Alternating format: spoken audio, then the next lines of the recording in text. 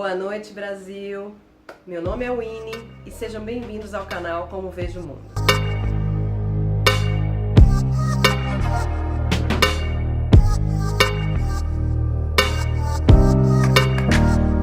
E aí, meu povo, tudo bem? Como vocês estão nessa noite quente de quarta-feira? A luz desse vídeo não vai ficar o ideal, mas enfim, peço desculpas para vocês, mas é a hora que a gente tem às vezes para gravar. Enfim, hoje eu vou dar continuidade àquela nossa série de vídeos que eu tava fazendo. Eu comecei com o vídeo do feminismo liberal e hoje eu vou dar sequência àquele vídeo falando do, entre aspas, opositor ao LibFem, que é o feminismo radical, ou RadFem.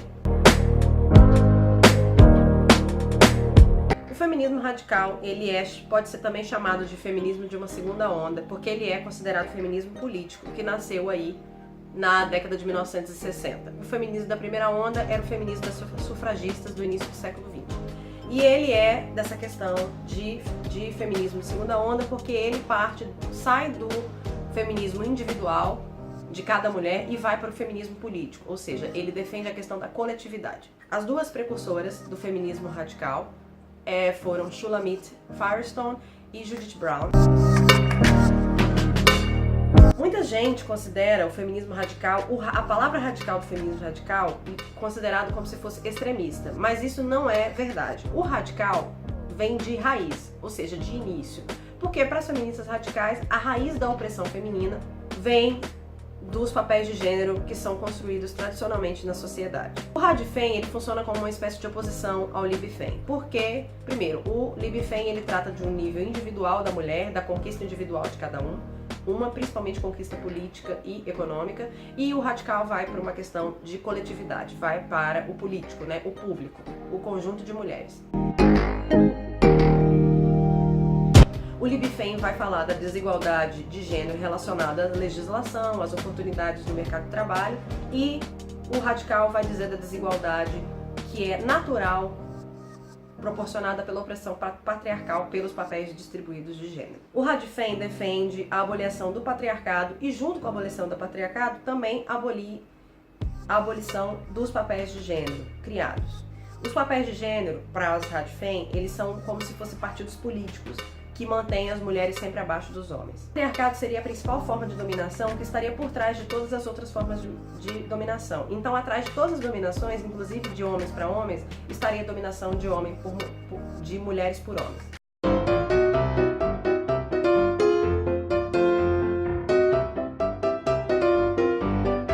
Feministas radicais são consideradas às vezes extremistas, feministas, misândricas, ou seja, pessoas que têm nojo de homem e que elas considerariam que existe uma supremacia de mulheres sobre homens, mas isso não é verdade. O que as radicais defendem é o fato de que elas não acreditam numa essência feminina e masculina. Elas acreditam que o papel de gênero, o homem e mulher, é construído socialmente.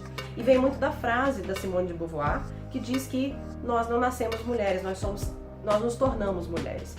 Então elas não acreditam nessa questão de identidade de gênero, elas não corroboram com isso. Elas reivindicam o retorno à ideia de sexo, ou seja, é a mulher aquela que tem vagina, que tem útero e que tem ovário e que pode sim estar envolvida na pauta de reivindicação de direitos das mulheres. Sendo assim, para as RadFem só poderia opinar no movimento feminista quem tivesse vagina. Então as mulheres trans, por exemplo, não poderiam opinar porque elas teriam nascido homem, entendeu? Então elas teriam nascido homem e já teriam herdado os privilégios vinculados ao gênero.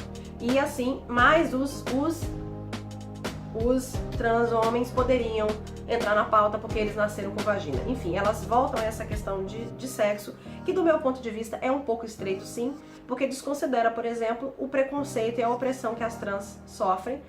A dupla opressão, primeiro porque elas são mulheres e segundo porque elas são trans, porque elas pertencem ao grupo LGBTQ+.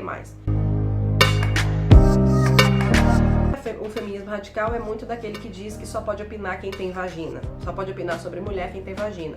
Eu acho também um pouco estreita essa visão por duas coisas. O machismo atrapalha a vida masculina também. Óbvio que os homens têm muito mais privilégios do que nós mulheres, mas dizer que o machismo não atrapalha a vida deles é mentira. Dá pra gente ver, por exemplo, na construção da masculinidade frágil de muitos homens héteros que tem por aí, muitos homens gays também. E segundo, porque os homens têm que ser trazidos na luta, porque não adianta a gente se empoderar e se empoderar e se empoderar se os homens continuarem achando que eles têm direito de nos oprimir. Então os homens têm que ser trazidos para a luta para serem educados de que eles não podem nos oprimir. Eles não são melhores, superiores a gente. E óbvio que eu também não considero que um homem possa se considerar feminista, porque ele, né, tá nascido aí voltado de privilégios que nós mulheres não temos, mas eu acho que um homem pode sim ser simpático ao feminismo, ser simpatizante do movimento feminista, sim. O que é mais símbolo das Radfem é o que as tornou mais famosas, é a batalha que elas tiveram, principalmente na década de 80, contra a questão da produção de pornografia.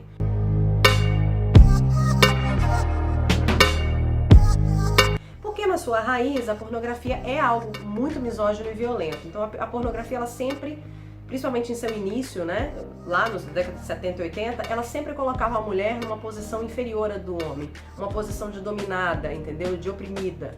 E o pornô tem umas coisas muito assustadoras. Se você for olhar os tipos de pornografia, você fica muito assustada com o nível de digamos, maluquice sexual que as pessoas têm, mas também ainda existe essa coisa muito, principalmente os pornôs mais mainstream, de opressão, de objetificação do corpo feminino. Mas hoje existe sim um novo tipo de pornografia que é muito pequenininha, ainda é 5%, que é uma pornografia mais voltada para o público feminino. Também tem a pornografia LGBT, né, que não é uma pornografia que necessariamente coloca a mulher numa posição de submissão, mas a pornografia em sua origem ela tem uma coisa muito misógina, então elas eram muito contra a pornografia.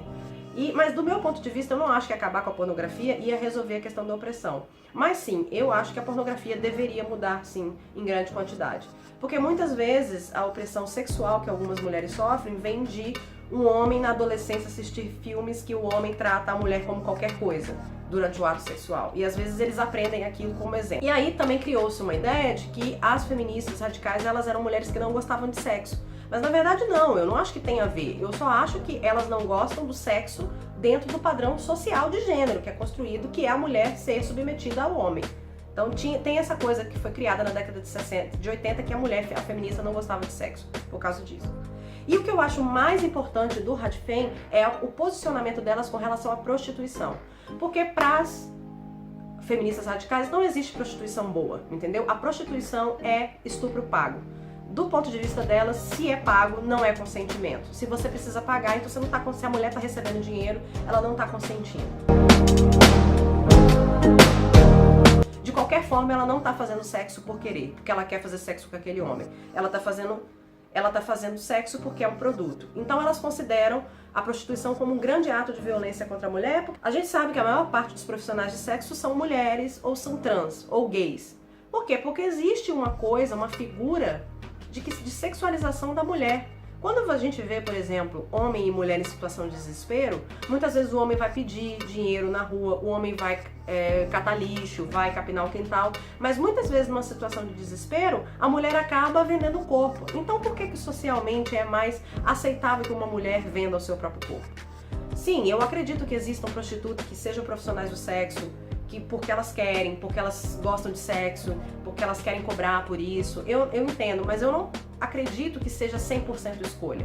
Porque existe sim uma linha de feministas que acredita que prostituição é 100% escolha. Mas quando a gente vai no submundo da prostituição, que é o mundo real, que é a maioria do mundo da prostituição, a gente percebe que não há nada de bonito nem de romantizado nesse mundo. É sim um mundo de extrema violência, tanto que muitas são usuárias de drogas, muitas apanham, são violentadas, são obrigadas a fazer atos sexuais que elas não querem e depois não tem a quem recorrer. Eu sim acredito que a prostituição é sim uma profissão como qualquer outra, que precisa ser respeitada, que não é porque é prostituta que tem que apanhar, que tem que ser desrespeitada, sabe? Mas eu tenho sim, tô começando a mudar o meu ponto de vista sobre a prostituição, a partir do momento que eu tô começando a ver sim que existe talvez essa coisa de que se é dinheiro não é consentimento. Então é isso, pessoal, espero que esse vídeo tenha sido muito informativo para vocês. Se vocês tiverem alguma dúvida mais sobre o feminismo radical, porque eu acho que eu fui super general, a minha intenção era ser super generalista mesmo no vídeo. Se vocês quiserem que eu faça mais vídeos esmiuçando o feminismo radical, falando sobre prostituição, sobre pornografia, sobre a relação com o transgênero, Vocês podem me falar o que eu vou fazer, considerando que eu não sou feminista radical, então eu vou tentar trazer materiais que são produzidos por outras feministas radicais para poder ajudar vocês a entenderem e também para tirar essas nuances, essas dúvidas da cabeça das pessoas, porque as pessoas colocam feministas tudo num balaio só e não entendem muitas vezes o que o feminismo quer dizer. Então é isso, pessoal, espero que vocês tenham gostado. Lembre-se de dar o seu joinha, o seu curtir neste canal. Lembre-se de se inscrever, pelo amor de Deus Todo-Poderoso, porque eu preciso passar de 100 inscritos em 2018, né? Então vamos ajudar, tá? Inscreva-se aqui no botãozinho aqui embaixo. E é isso, beijos e até a próxima.